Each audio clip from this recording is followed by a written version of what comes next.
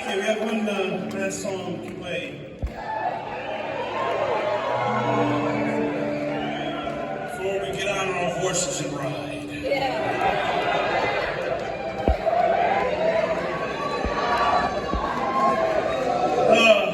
It's amazing when you just sit there at the end of the gig and just chug as much vodka as you can in 35 seconds. It's great. This last song has come from a story. And 25 years ago, all of us people who live in Los Angeles, we're going home tonight for the first time in about 5 weeks, and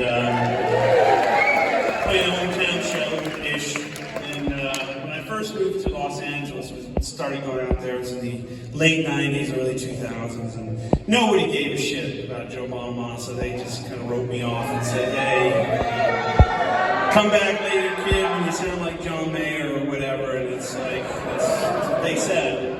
I love John, but that's what they said to me. And so there's two guys that helped me out, actually three. One is in this room right now. My manager of 32 years, Mr. Roy Wiseman. He's the only fucking guy that would believe in me. From the time I was 13 years old.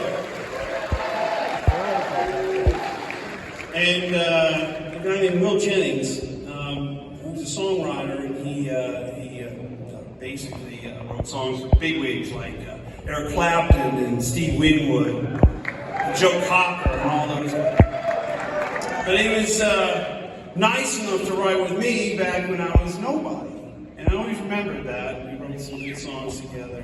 I remember one day in Agoura Hills, I went to his house, and he goes, hey Joe, I just want to let you know, today will be our last writing session. I was like, why, Will? He goes, well, I'm retiring now. Metaphorically, my ship kind of came in this year. It's like, well, what happened? He goes, well, about 6 months ago, a guy named James Horner asked me to write some lyrics for a big old ballad about, it was a song that was going into a movie about a boat that sailed from England in 1912 and never made it to America.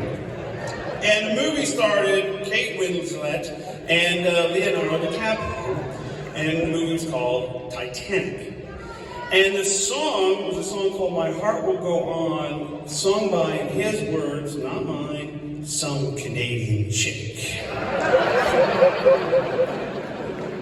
And it turned out to be the biggest selling single of all time, back when you actually could sell some fucking music. And I learned two lessons that day after watching him smoke Dunhill Reds as he lit him with a $100 bill. I learned, one, all good things do come to an end. Despite your best intentions, sometimes the things you hold near and dear to your heart just kind of go away into the ether. You just got to wake up in the morning, shake it off, and move on. That was the first lesson I learned when I was 22 years old. Second, and most importantly to a budding blues rock star, I learned what the sight of a man looked like when he had just become what you could best describe as fuck you rich.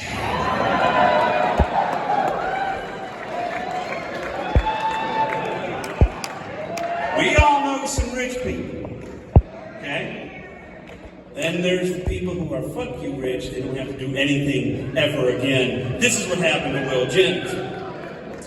So we wrote two songs that day. We wrote a song called Woke Up Dreamin', which was that crazy fucking acoustic, whatever that thing is, we don't play anymore. And we wrote this last song, which seems to be our most requested song among the fans, you guys here. Thank you very much for the 2,300 people tonight.